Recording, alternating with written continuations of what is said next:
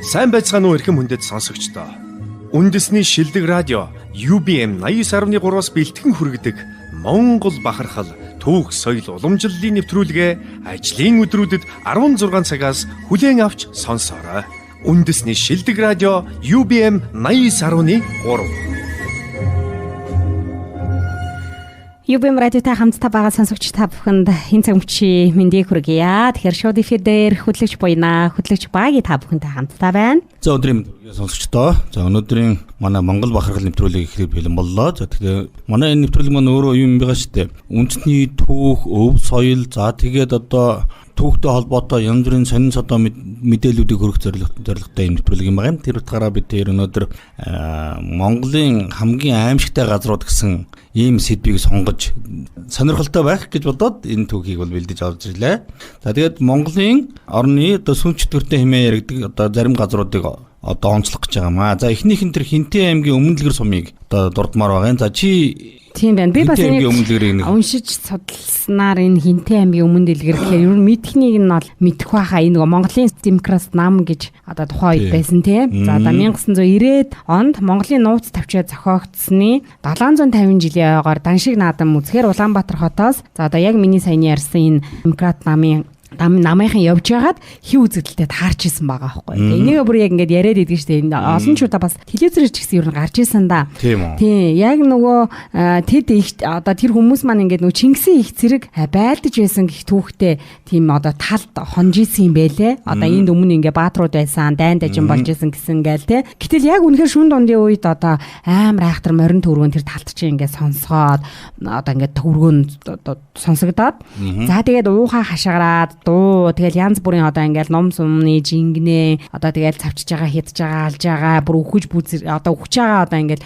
ойрдуу тавьж байгаа цэргийн дуу одоо хүртэл тийм хүмүүсийн хашгираа сонсогдож исэн гэж байгаа байхгүй. Одоо тэр хүмүүс хонжихтаа ярьж исэн ба штэ. Тэгэд үнэхээр одоо бүр гайхаад нөгөөдөл чинь яана одоо ийм байдаг юм бахтаа гэд бүр хүүх гал одоо сүмүүлзэж хасаа заяа тийм ингэ байснаа. Тэгээд нэг одоо нэгэн ийм часуулаан коммунист ирийн ингэрлүү ингээ бүр яваад орсон гэж байгаа байхгүй. Тэр нь хүүх гал. Тэгээ энэ хүүхийн үзэгдлээс болоод одоо өвчин эмгийг олсон хүмүүс ч бас байдаг гэж байгаа байхгүй. Одоо нөгөө муу юм дайрагдаж хорлогдно гэдэг шиг те. Тэгээ газрын дайрлагт дайруулсан гэж ярьдаг ч манайхан. Тийм.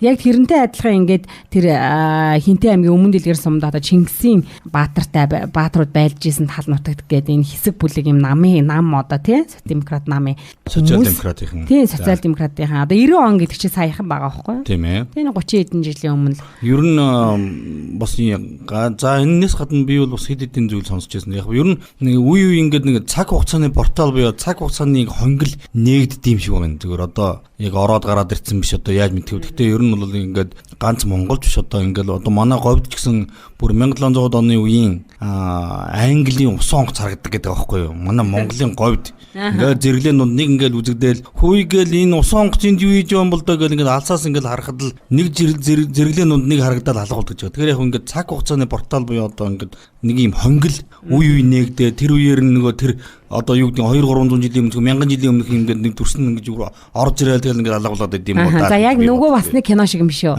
Яг нөгөө цаг тооны машин бүтээсэн тэгэл өнгөрсөн одоо ирээдүг рүү аялал гэдэг штеп.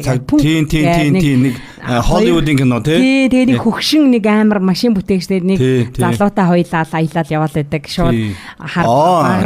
Back to the Future гэдэг эргээд ирээдүргээ. Тэгээд нөгөө яваад ороод гараал тэг бүр амир мобор очоод байдаг шүү дээ. Зэрлэг баруун руу. Тийм байна. За дараагийн би хэлж өгье. За энэ бол яг үнэхээр Хинтээ аймгийн өмнө дэлгэр сумыг бол сүмстэй гэж маш олон хүнээ сонсч ирсэн юм байна. Өмнө дэлгэр манай радио сонсож байгаа Хинтээ өмнө дэлгэрийнхэн за тэгээ ер нь тэнд яасан хүмүүс бол одоо тийм гайл Чингисийн баатруудын сум уманд нүртч хүйдээ. За дараагийн энэ л дараагийн манай орчин үеийн одоо социализмын үед байсан махкомбинатын аимшиг гэж ер нь ярьдаг да. Ер нь бол намайг хүүхэд байхад ч гэсэн ингээл махкомбинатын аимшиг гэл ингээл тэнд нэг одоо гүйдэлтэй ингээл хүмүүс хоорондоо ярьдаг, томчууд хоорондоо ярьдаг ингээл жиг жуг гэдэг. Тэр үе чинь юм гатуу байсан социализмын үе. Хамаагүй юм чи ярихаар бас төрийн сэргэн болчих гээд байдаг ингээд ярьж болдгоо гэл тэгсэн мөртлөөс хоорондоо ингээл ханцал дотроо шивнэлдээд байдаг ийм байсан юм аа. За энэ хүү одоо яриаг бол одоо махкомбинатын одоо манаач нар их голдуу ярьдаг гинэ. За манаач ирэл бол шүн дундын үед хург майлах, тугал мөөрөх, унаг янцгаах бол сонсогдд юм аа. Тэгснээ олон малын одоо мөөрөлдөөн, хутаг хавирах чимээ нүргэлэн гарч ирдэг гэж байгаа юм. Яг энэ үед бол хөх ямаа урт хонглоор турглан гарч ирснээр агаар замхардаг гэж байгаа байхгүй юу? Яг энэ бас яг л болсон тий камератад ажиллаж исэн хүмүүс яриад энэ би ч гэсэн одоо баазад сонсч ирсэн. Би сонсч ирсэн. Хөх ямаа байдин гинэ, нэг зэрэг байдин гинэ. Тэгээд тэр нь их л одоо урт одогшин байдин гинэ ч гэлөө нэг тийм юм сонсч ирсэн би аягүй тооцоо байна. Яалтчгүй нөгөө мал ядалгааны газар мах бэлтгэдэг. Тэгээд маш олон одоо амтны гол тасалсан тийм газар л да яалтчгүй үнэн тий. Тэгэхээр ганц одоо хүн төрлөختөн гээд ахгүй мал амтэн ч гэсэн сүнс сүлд нь бас хорогддог тий янз бүр байгаад байгаа байхгүй юу. Тэгээд энэ мах комбинатд байдаг чинь сургуультай хонь ямаа байдаг гэдэг чинь мал. Ингээд ингээд бойнд оруулах чинь зөндөө олон молооч оруулахар чинь амьд тийм чинь мэдрээ шүү дээ чинь. Цусны ихэнх үнэр за тэгэл одоо сайдсан муудсан янз бүр юмны үнэр ингээд нэмний чи энергиэр ингээд мэдэрдэг амьтын ч гэсэн ялгаа байхгүй. Бус мэдрэхүйтэй юм чинь. Тэнгүүд нөгөө сургуультай хонь ямаа чи ингээд маа гал ингээд дуудаад байдаг нэг тийм тэгсээрээд ингээд дагуул орчдөг гэж байгаа байхгүй. Ямар аим. Тийм сургуультай мал байдаг гэж би бол хэд хэдэн үнэ амнаас олж ирсэн. Гэхдээ би өөрийнхөө одоо нүдээр үзээгүй.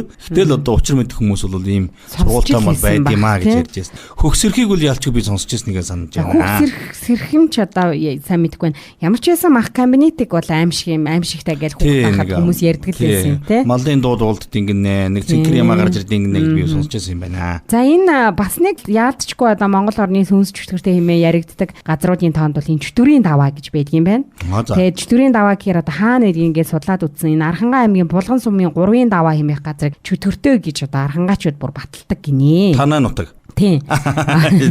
Чөтгөртэй ингэн шүү. За тэгээд 3-ын даваа хэмээх одоо энэ одоо газар одоо аймагт сумд мод бэлдэж байсан одоо хүмүүсийн хажууханд мөн л одоо ийм хүүх гал ингээд хасаад за түүнийг нь хэсэг улс одоо тойроод сууж идэг бүр ингээд харагддаг гинэ тийм юм. Тэгээ залуус одоо тэнд тэрийг бүр ингээд шүн дөлөөрч яада ингээд очиод тийм зүйлийг харсан хүмүүс чинь гайхаад ойртоод очих юм бол нөгөө хүүх гал нь одоо галанч тэр хүмүүсэнч тэр одоо ингээд зэрэглээ шиг ингээд холдоод идэг гинэ. Одоо ойртож түнгээ харагдаад идэг хүнд тэгсэн ирнэ ойртоод ингээд харах гээр ингээд холдоод яваад идэг. Тэгсэн ирнэ киноны дүс шиг харагдаад одоо нэг юм хий үзэгдэл те. Тэгээ тухайн үед одоо тээвэрт явдаг байсан энэ 3 даваагаар давдаг одоо тэ түргэн дуудлаганд явдаг алсын жолооч нар юу гэдгийг одоо ийм айдсыг бүр олон жил ерөөсө хүрэгжсэн гэж байгаа байхгүй юу. Тэгээ одоо ч гэсэн чөтгөрийн давааны хүүх гал одоо тэр галаа ингээд тойрон суудаг улс харагддаг гэж одоо архангаачууд одоо энэ чөтгөрийн давааг ярьдаг юм байна. За би бол энэ чөтгөрийн давааг бол сайн мэдгүй 3-ын даваа бол гэж сонсч байсан. Тэгээ би 3-ын даваа сонсч байсан юм байна. Тэгээ тэр нөгөө алдарц тариатын балаа гэдэл одоо Арангаахан ер нь сайн мэдэндээ нэг за тэр чи аимшигт ч бишээ хөрх юм. Яг чөтгөрийн даваанаас гадна яг энэ дээр одоо бас нэг хамаатуулаад хэлэхэд бол би энэ эмээлтийн даваан дээр бас гүйдэлтэй гэж би бол сонсч байсан. Улаанбаатар миний нэг таньдаг жолооч ах хүү байдаг. Тэр хүн бол яг өөрөө би энийг харсан гэж надад ярьдаг юм. Тэгээд одоо тэр хүн бол бас нэлээд нас намтай доктой хүн л дээ. Одоо бол нэг худлаа хэлээд байгаагүй баг. Тэгээд яасан гэхэлэр нэг яг үүр шөнийн завсраар одоо нэг ажилдаа явж байгаа нэг эмээлтийн даваанаас наашаа ингээд буугаад наашаа ирж явсан. Ингээд наашаа урууддаг байд юм да эмээлтийн даваанаас эмээлтээс. Яг тэн дээр ингээд урууж гинт манан бодон буугаал баахан мордод урдуур ингээд дачгнаал тавьхал ороод ирсэн гэсэн. Тийм. Нэг сонсч ирсэн юм шиг наадах юм байна. Тийм. Тэгэл дачгнаал ороод ирсэн. Тэгэл ерөөсө сандрахтаа жолоогоо нэг эвгүү дараал. За хэрвээ тэгээд тэр үед нь өөдөөс нь машин дээр ирж явсан бол яг алуулахаар байсан гэж байгаа байхгүй. Тэгээд нэг ингээд жолоогоо дарж аваад тэгэл гайгүй тогтсон. Тэгэл ингээл эргэл тараадсан чинь нөгөө тачгинсан олон адуунууд алуулсан гэж байгаа байхгүй. Тэгэл байхгүй. Тэгээд ямар ч сан тэр нэг эмээлтийн тэр уруудаг хэсэг дээр гарч ирдэг тэр одоо гүйдэл нэг малын адууны ямар ч сан дүрээр бол надад харагдсан гэж ярьд юм. Хүмүүс ярьдгийн шүү. За дараагийн би ярьж өгье. За инхтэвний гүүрний хий үзэгдэлгээд. Яа. Хоёлаа ярьжсэн. Аслантай гүүр. Би энэ одоо бүр албаар инхтэвний гүүрийг сонгож авдарч байгаа. Аслантай гүүрийг л хоёлаа өөр баг бүтнийг нэвтрүүлэх гэж дангаарна. За машины гэрэл гялсхийх агшинд нилээсэн усан дунд гар сарвалцсан хүмүүс харагдсан гинэ. Ямар аймаг. Тэг одоо шүн дундын алдаа. За энэхүү яриаг бол жолооч Эрдэнэлэг гэж хүн одоо батлан ярьд юм байна. За тэр хүн юу гэж ярьдаг вэ гэхээр би оройхон гэрд гүүрэн дээр машиныхаа гэрлийг асаагаад зогсож байсан юм аа. Гэтэл ус хуржигнын шугаж ихэснээ гүүрэн дээгүүр даваал ороод ирсэн гэж байгаа байхгүй. Харин тэгдэг гэсэн. гинт хөхтээлтэй эмэгтэй хүн машины дэргэд гэрэлд одоо гарч ирсэн амь авраараа гэж хашгирсан гэж байгаа байхгүй юу. За өвхтлээ хайсан би машинаас гаад хөдөлвөл уусуулсан эмэгтэй хүн үзэгдэхэ байсан юм аа, болчихсон юм аа. Би тэрхүү эмэгтэйг 1966 оны аимшигт үерээр усалсан хүний сүнс юм болоо гэж боддгоо. Ямар ч байсан инхтэмний гүр хий үзэгдэлтэй юм блэ гэж тэр хүн бол бодлоо ярьд юм байна. 66 онд тийм айхтар үер болсон. 66 оны нөгөө бичин жилийн үеэр шүү дээ. Алдарт одоо өнгөрсөн жил тэр чинь тав да.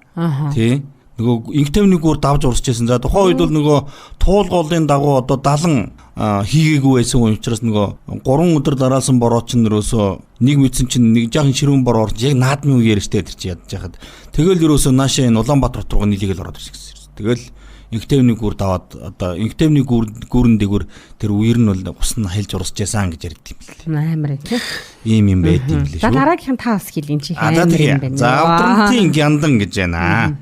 За ихийгээ алсан цагаан мөг хүүхдээ шатаасан чимгээ хүн алсан бямсрын хэмээх нүгэлтэй 3 хүүхнийг Ялдан Чулуунбаатар төрдөгтөх 5 сүрэн 3 одоо оргохтой амийн хороосон ийм хэрэг гарсан юм байлээ. Чин нэг 90-ад оны үед гарсан санагдаад байх юм. Гэтэл одоо тэрхүү хүүхнүүдийн хоригдож байсан камераас нь хашгирах, уйлах, яолох чимээ сонсогддог. Мөн үсэн сэгсийсэн 3 эмэгтэй хүмүүний хий үзэгдэл тэргэл сардаа шөнөөр урт хонглоор явдаг гэсэн ийм цуу яриа гард юм байна. За би энийг бол бас сонссон юм байна шүү.